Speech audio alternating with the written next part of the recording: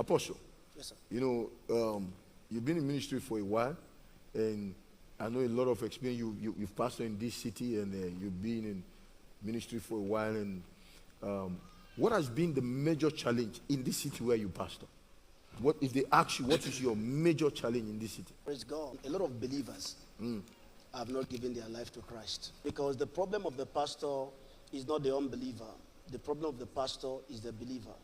Yes, sir. He said, I will give them pastors. After my So heart. it is about pastor and the people he was sent to. So we have believers who have not given their life to Christ. You've not been sold out. At new birth, you didn't give your life to Christ. At new birth, you receive life. He came that they might have life. That's right. So it is the believer that now give his life. 2 Corinthians chapter 5 verse 14, for the love of Christ constrains us, because we thus judge that if one died for all, then we're all dead. And that he died, that they which now live should not henceforth live unto themselves, but unto him. That is, living unto him means that you have given your life. That's right. So you no longer have a life. Yeah, that's where the problem is. We have believers who are struggling to give their resources when they have not given their life. It was easy for Priscilla and Aquila to give their resources to Apostle Paul.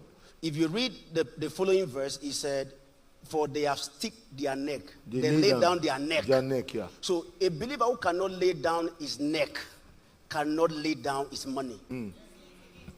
Yeah. Because you see, that it is from that ground that Apostle Paul will say, he that spared not his son. That's right.